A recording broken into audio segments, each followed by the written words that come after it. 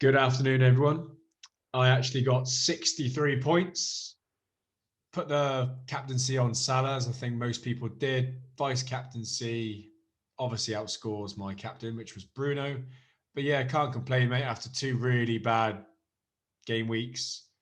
63 points, no transfers made. The best 0 point drop I've ever had in my life was thanks to Alex McCarthy. How he concedes 9 goals and gets 0 points, I think, just goes to show there's something wrong with that. But a few save points made that happen. But that's all for me, mate, last week. What about you?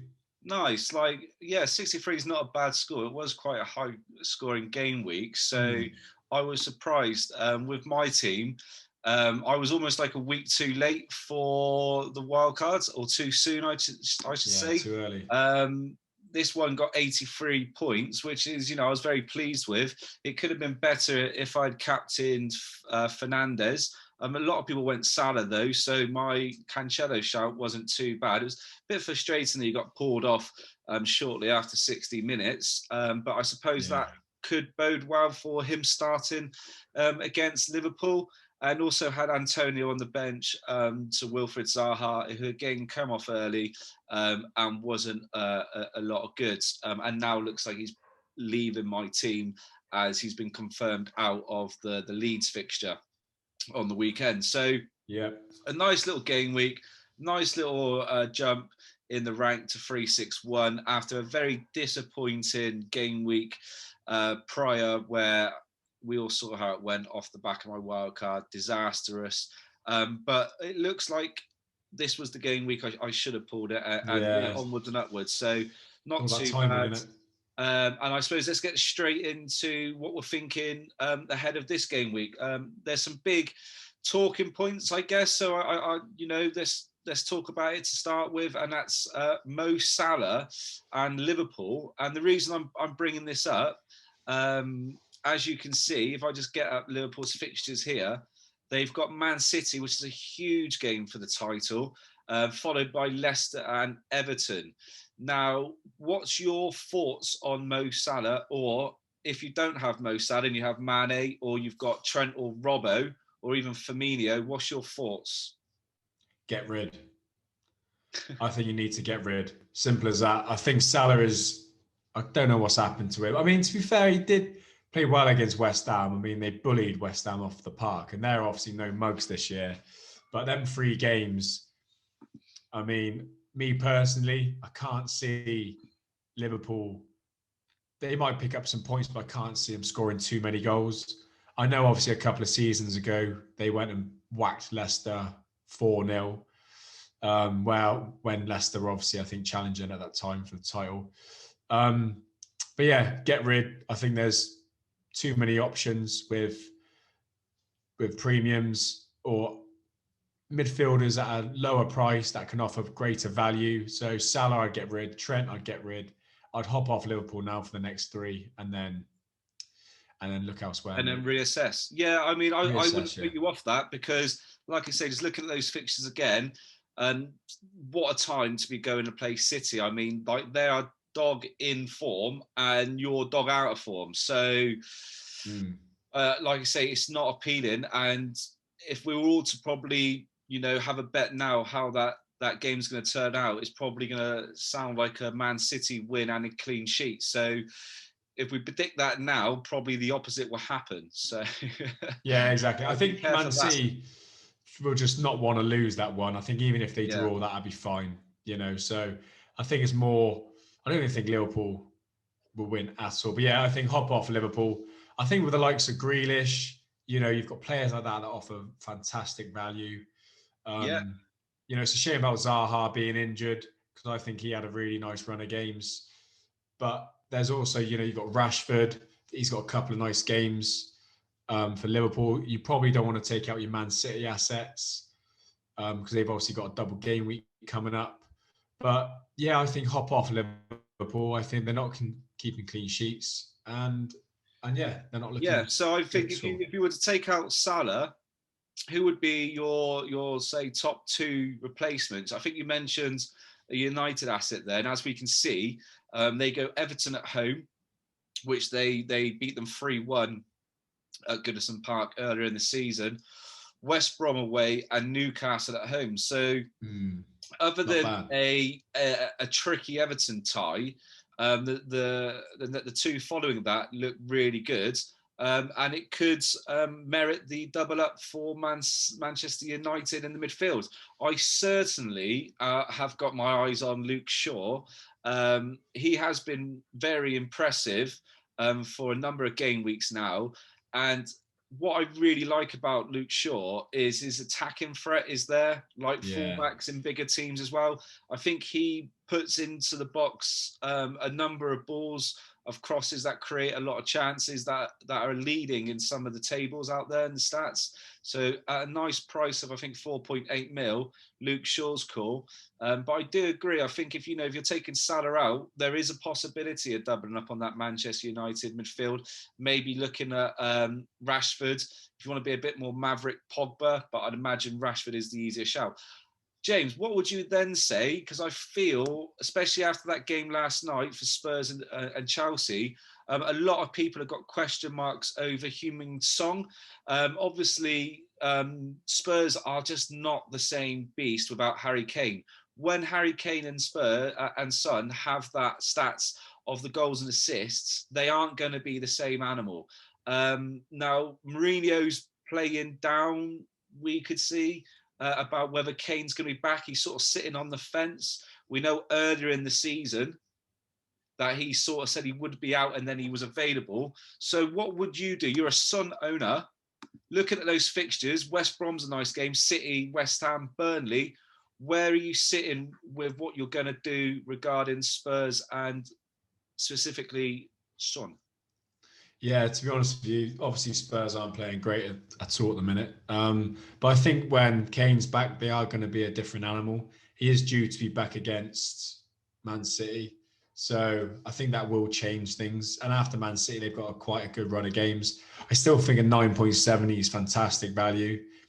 And I'm probably going to hold Son purely because of the factor of Kane. Okay, so does it not worry you that if Kane isn't back, I mean, I think they managed like 2 shots yesterday against Chelsea. They obviously didn't score in the game before. If Harry Kane is not back, and if you knew that information right now that Harry Kane would be missing the West Brom and City game, what would you do? Well, I'm still obviously going to not get rid of him for the West Brom game. Yeah, I suppose if you know Kane's going to be out for the Man City game or even further, because West Ham away is not exactly easy. Other players, I hate to say it, but I was really impressed with obviously Lingard. I mean, I can't believe I'm even saying that, but Jay Lings looked absolutely banging against Villa. He actually probably looked like the best player on the pitch, in my opinion, and that's with Jack Grealish there. So, yeah, midfield-wise, if you want to be saving money and then moving that money from the Son and Salahs into your forwards, I think we've just seen Rodgers say that Vardy's fit. So that to me seems appealing. Dropping some money and getting someone like Jay Lings or, your Jack Grealish up to then maybe if you can afford Vardy, then do it. Or again, Souček is safe. So if you think Jay Lings is a bit too much of a gamble, I think there are 3 options maybe in midfield that are quite nice. I think Rashford and Jay Lings are definitely massive differentials. Souček's obviously quite obvious.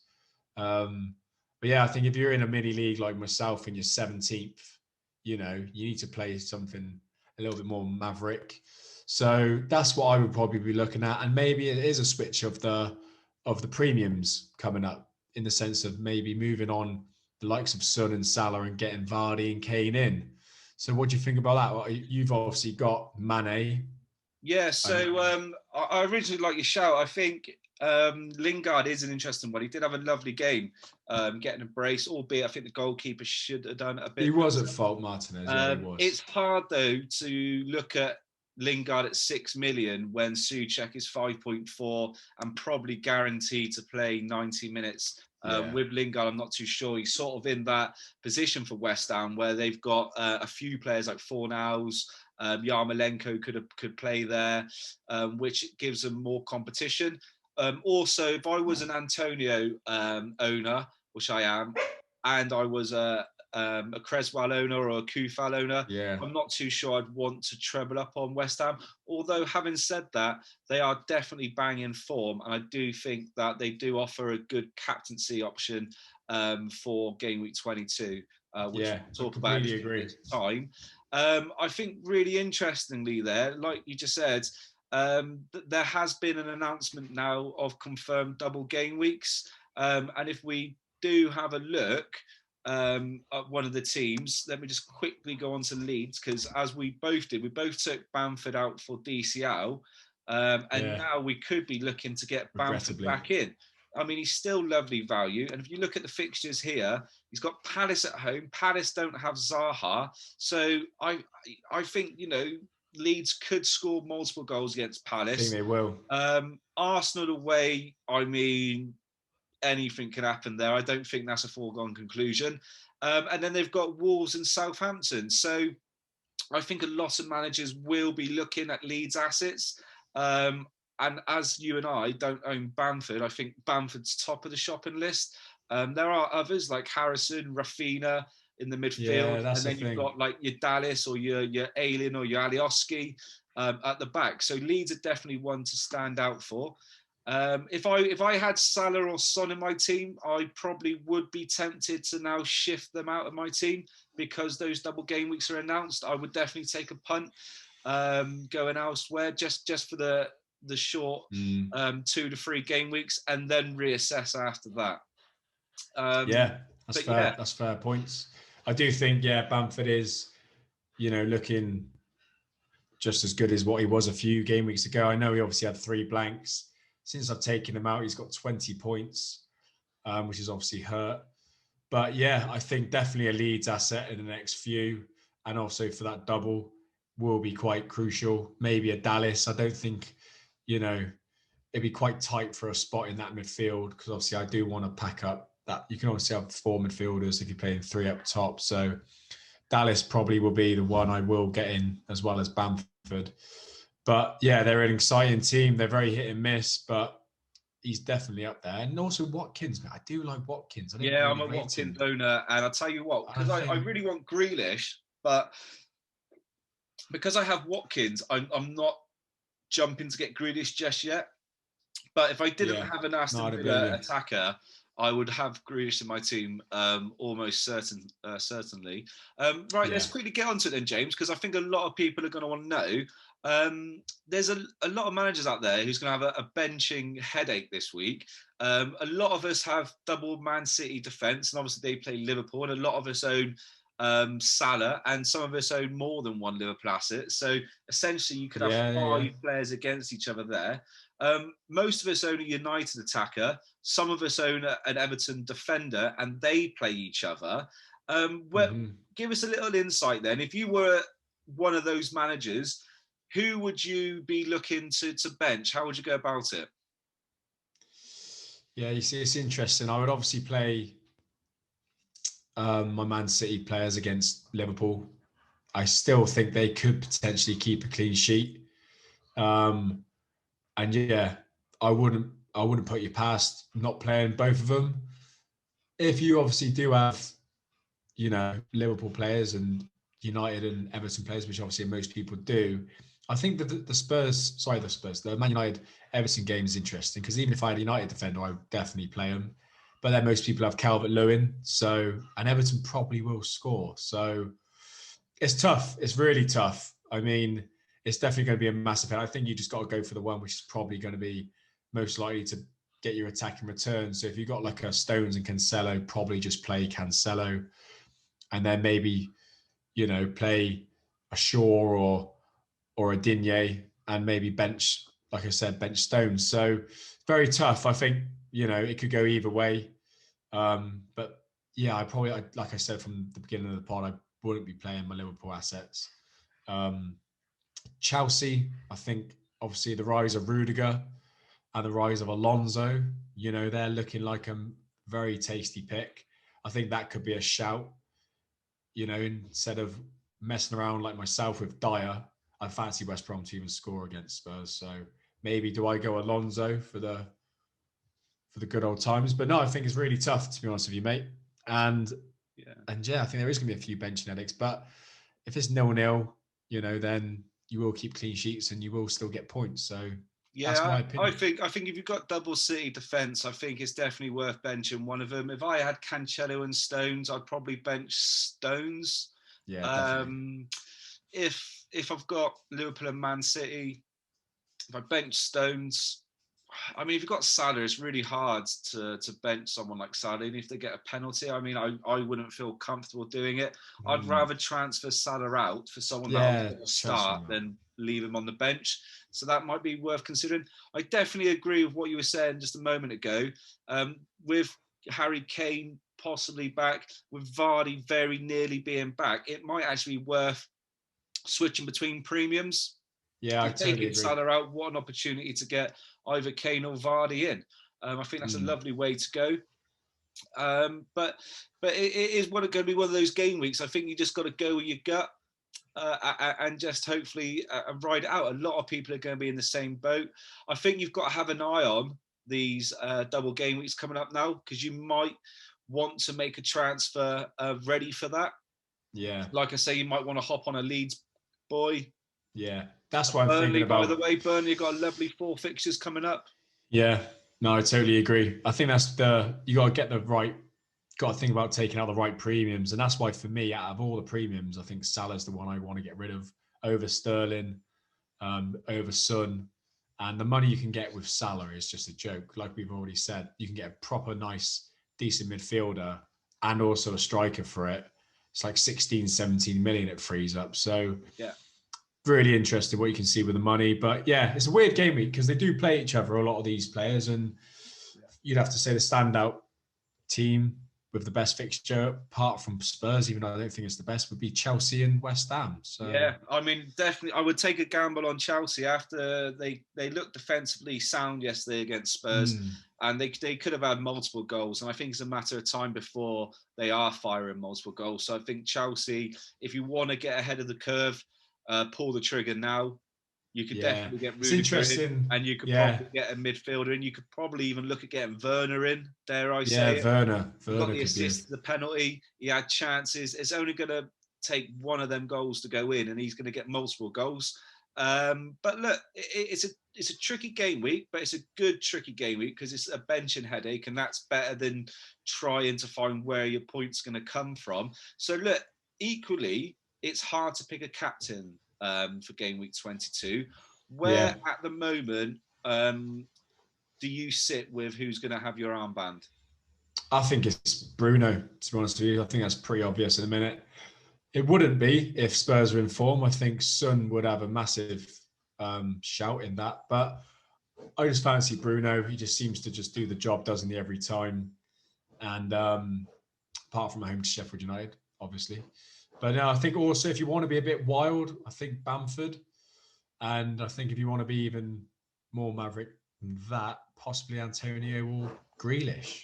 Yeah, I mean, I definitely agree with the last one. That's where my head is at. I think Antonio is not even being ballsy. I think it's a really good shout. Fulham have gone through a couple of game weeks now where they aren't defensively sound. And on the opposite to that, West Ham have gone through a few game weeks now where they could have scored more goals than they have. And more importantly, Antonio is getting himself into those positions, and albeit he's missed some of those chances so far, but you miss 100% of the shots you don't take.